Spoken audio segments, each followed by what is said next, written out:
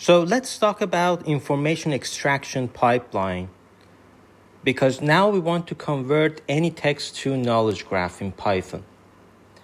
And a good blog is this from Thomas, this guy.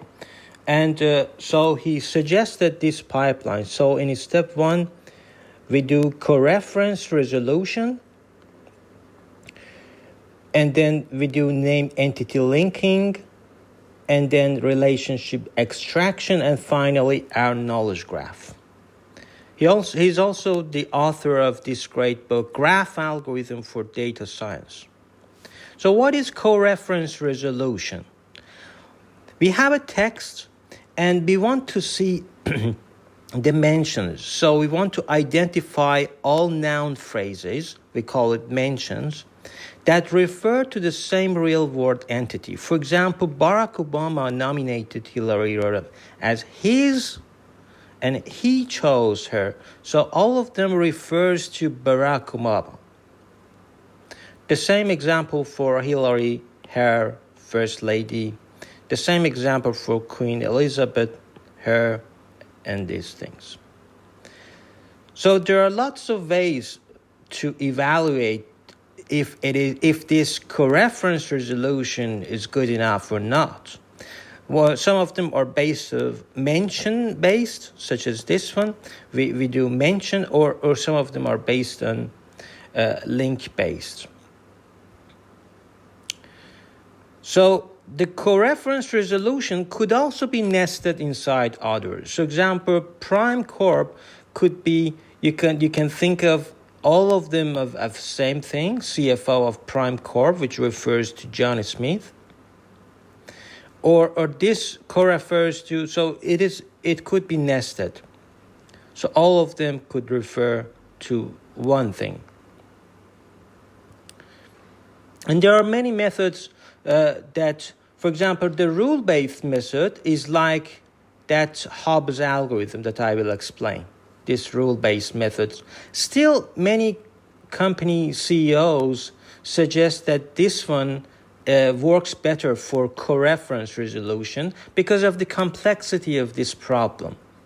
It might seem strange, but it is. It is the real fact that rule-based methods, unfortunately, are still much better than machine learning-based methods.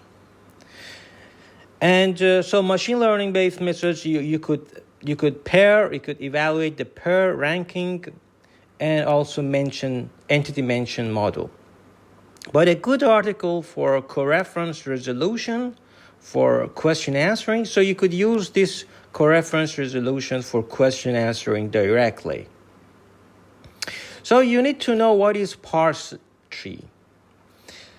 So each node is either a root, for example, this is the start of a sentence, and so it is either a root node, a branch node, so this is a leaf node, but NP, these are branch nodes because they branch to many different things. And so S means sentence, NP means noun phrase, VP means verb phrase, and D is determinant like this. N is noun.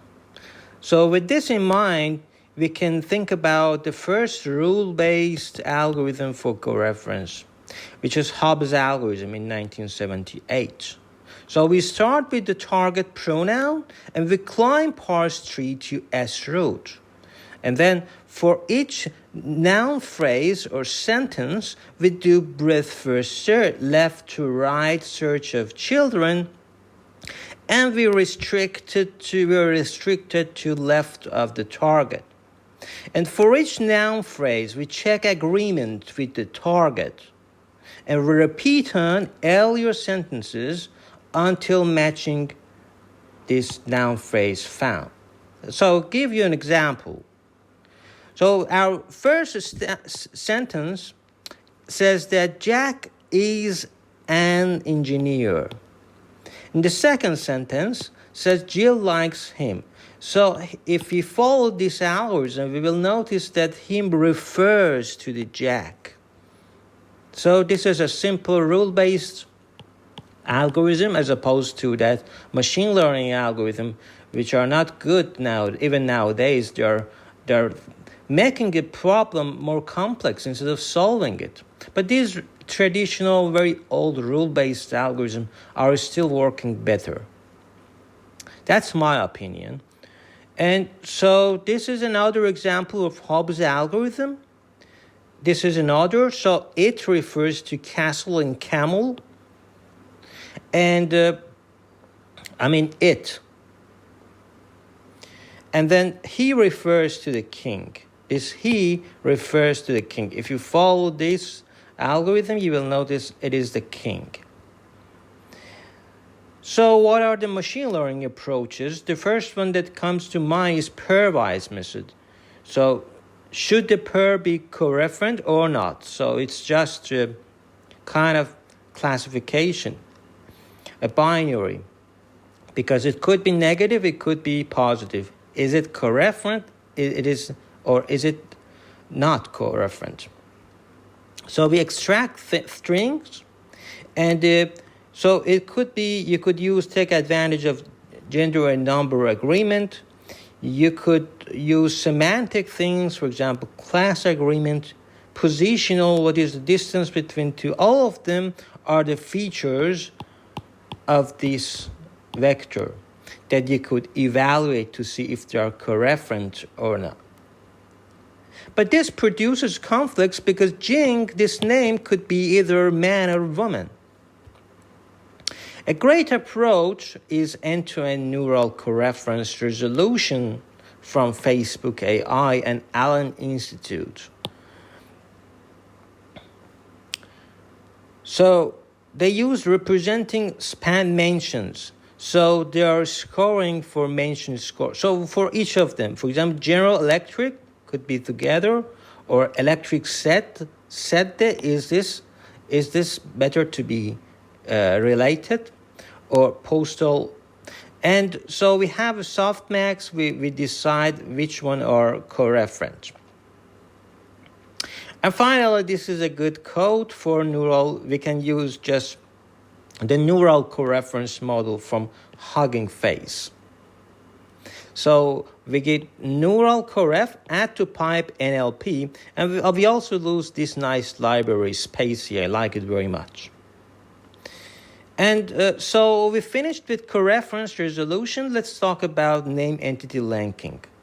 Of course, entity, I've talked about named entity before in my lecture on, I think, deep learning project, lecture 5 or 6, I don't remember. But let's talk about it. So we run our input text through the Wikifier, which is very popular API nowadays. We will split the text into sentences and remove punctuation. So this is what you get. You get the entities, person, it could be organization, it could be geopolitical, it's not here, but it could be anything.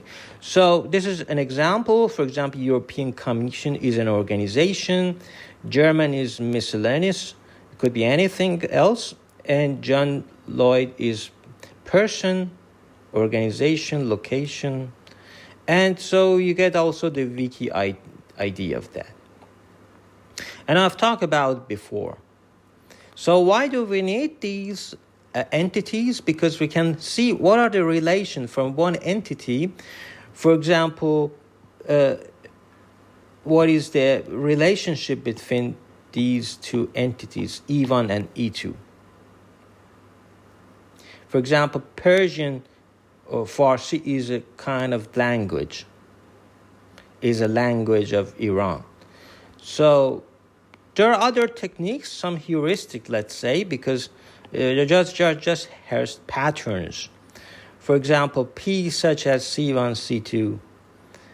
And so the more you spend on these not natural language, the more you understand the complexity of question answering, and therefore more excitement.